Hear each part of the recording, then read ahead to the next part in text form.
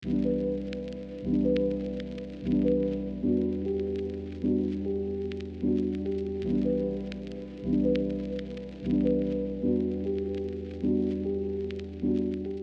am a girly who loves a hyperfixation, so much so that I will hyperfixate on things so much to the point where I'll love it one day and then the very next day, the very next hour even, I'll absolutely hate it. But one of my hyperfixations that honestly I think has just become my personality trait at this point is my love for gold jewelry that is affordable and good quality. Hi, if you're new here, my name is Kiana, and if you're not new here, thanks for coming back or thanks for sticking around. If you're new, my channel is all about my life, the good, the bad, everything that I love to do and everything that I love. I think at this point, part of my life's mission is to share my knowledge of finding good quality jewelry pieces that are actually worth your money. So before even thinking about spending money on jewelry, I like to ask myself 5 simple questions that actually determine if a piece of jewelry is worth spending my money on. Now, I am a gold girly through and through, so this mostly only applies to gold jewelry. But the first one is to ask yourself,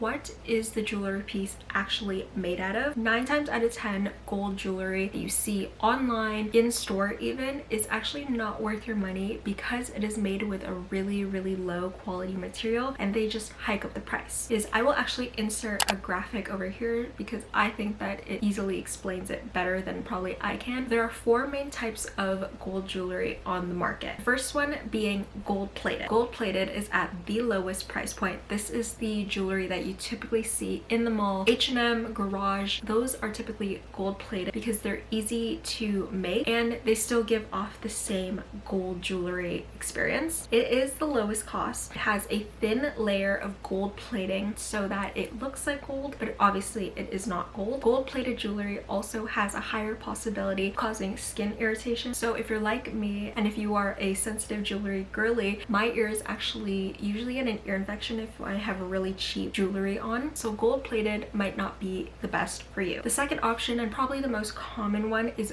gold vermeil. Gold vermeil is more affordable, still good quality jewelry. Gold vermeil usually has a layer of gold over sterling silver, which makes it hypoallergenic and good for all skin types. It is usually resistant to any tarnish and is good for everyday wear. Then we have gold filled. This is usually a little bit more expensive than gold vermeil, but it is a little bit of better quality in terms of affordable gold jewelry, and that is because it is a thicker layer of gold over either brass or usually copper. Again, this is good for all skin types and it is also hypoallergenic. And finally, the 4th type of gold jewelry that is probably the most common to us is obviously solid gold. This is obviously the most expensive. It'll be the highest quality. Something a lot of people don't know is because gold is obviously a metal, because it is obviously solid gold, gold is actually very delicate. So what people don't know is that if you get, say, something like a permanent bracelet in solid gold, sometimes you can notice that it stretches a little bit, maybe it's a little bit misshapen. That is because it is solid gold, so it's a little bit softer than obviously if you're mixing things with gold plating, so like sterling silver or copper or brass. So in my last video, I introduced you to the brand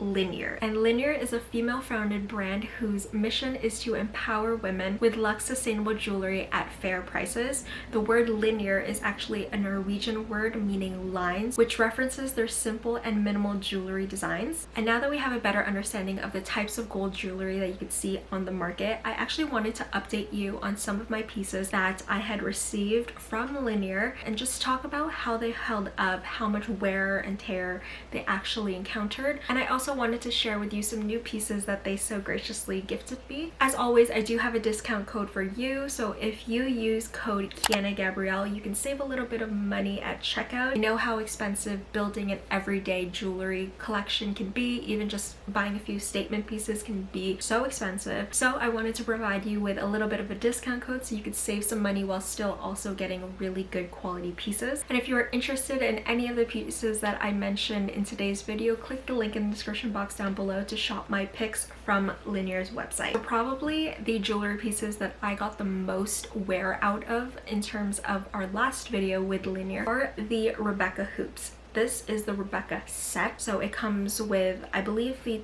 12, I can't remember the exact sizing, but you get like the mini huggy hoops, a more medium hoop, and then a large hoop. I will have to say that I just didn't wear the large hoops as much as I thought I would. I feel like these fit a certain vibe, and day to day that's not my vibe. However, I will have to say the mini hoops and the medium sized hoops, I have gotten a ton of wear out of them. Specifically the mini hoops, I wear these, I kid you not, every single day since I've gotten them. I wear them just day to day going to work, running errands, but then I also wear them while I'm working out. And typically with gold jewelry, unless it's solid gold, I don't like to sweat in them. I don't like to wear them underwater because you never know how it's going to react with chemicals in shampoo and different soaps. So I typically don't like to wear gold vermeil in the shower, and these are very much gold vermeil. However, what makes Linjer's gold vermeil pieces so special is that their gold vermeil pieces have a very thick layer of gold over sterling silver. So their gold vermeil pieces have 22 karat gold over top of sterling silver. In terms of on the market, gold vermeil is usually 18 karat over sterling silver. So this is about 5 times thicker than other ones that you'll see on the market. And I kid you not, these things literally never leave my ears. If I wasn't wearing a different pair of earrings today, I'd probably be wearing these. I love these. I've gone to the gym in them. I went for runs in them. I've accidentally worn them in the shower, and they look exactly how I got them. And I love that they come in different sizes. Obviously this is a whole set, but you can buy them individually. And if I could recommend anything from the assortment of pieces that they've sent me, it's obviously these huggy ones, because they were just so good. They go in my second piercing. If you have more than one piercing, these are perfect. They're so lightweight, so good quality, and I cannot recommend them enough. Moving on to rings, I want to talk about the Lillian braided ring. I love this ring because it stacks on top of so many of my other jewelry pieces. What I look for in terms of jewelry is jewelry that can also work with my existing jewelry. You never want too many statement pieces because then they can't work cohesively with your collection. However, the braided one is such a good stacker, especially in terms of this ring.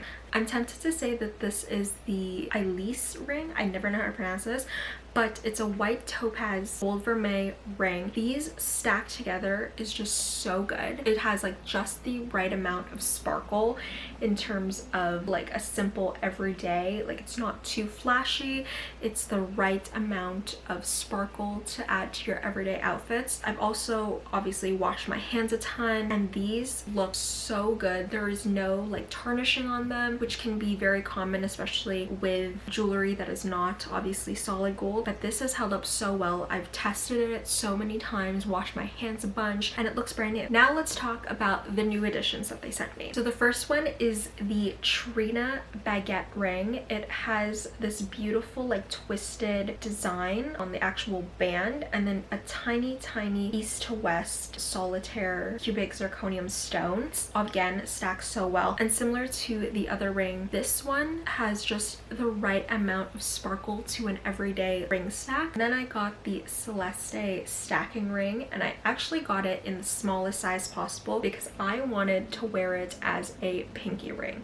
Like, tell me that isn't the most delicate, stunning pinky ring you have ever seen in your entire life. It's not just a boring gold band. There's little tiny diamonds on it, and it's so freaking cute. And the last piece of jewelry I want to show you are probably one of my favorites. I've also been getting such good use out of these. These are the Jorun chunky hoops. They're so perfect for every day. Obviously they're not too heavy again, and they're so good quality. This with the mini Rebecca hoops, such a good pair. The second question I like to ask myself is, how much does it cost? Obviously cost comes into play. Any of my pieces in my collection were no more than $250. Obviously it depends on if your pieces are solid gold, gold vermeil, gold filled, they have diamonds or gemstones in it. Typically just for a solid gold, you shouldn't be spending more than $250 on a solid gold piece if it is just solid gold. There are tons and tons of small businesses that I love to shop at for solid gold pieces. Etsy is a great place to actually get solid gold pieces. Just make sure that they are reliable Etsy stores, and just make sure that they are using at least 14 karat solid gold for their pieces. Going along with cost number 3 is, what is the cost per wear? For something like earrings,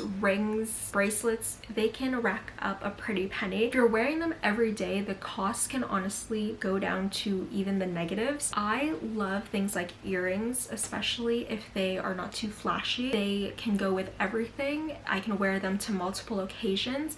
The cost per wear is pretty much zero at this point because I wear them so often. If you're gonna get a piece that you know you're going to wear very often, then maybe splurge a little bit and don't necessarily get the cheaper option, just because the cost per wear in the long run is going to be so minimal. Number 4, know the difference between special occasion jewelry and everyday jewelry. Special occasion jewelry for me is something like the Bottega earrings that has been all over TikTok and trending. Maybe you don't need to get the earrings from Bottega directly. Maybe you just get the Amazon dupes. What is maybe just for a special occasion, and what can I spend more money on because I'm going to use it every day and it's going to become a part of my everyday jewelry collection. And number 5, you want to consider how well does it fit with my existing jewelry collection. This is something I take into account, especially when it comes to earrings and rings, because I like a certain ring stack, and if I know that a ring is maybe not going to work for certain looks, I tend to not actually purchase it because it doesn't go with the rest of my collection. If it doesn't work with all the other jewelry pieces, I don't see a need to splurge on an item, especially if I know I'm not going to wear it that often. But if it does fit with the rest of my collection, then I know that I'm going to get a lot of wear out of it. So I think that is actually the biggest question, because for me, if it doesn't work with the rest of my collection, I see no point in purchasing such an expensive option. And there you have it. Those are my top 5 top secret tips and questions that I ask myself every time that I want to add a new jewelry piece to my collection. I think that it's better to wait to invest in certain gold jewelry pieces. Let me know if you have any questions. I think for me, I am a self-proclaimed gold jewelry enthusiast, collector, hyperfixator at this point. Leave me any questions you have down below.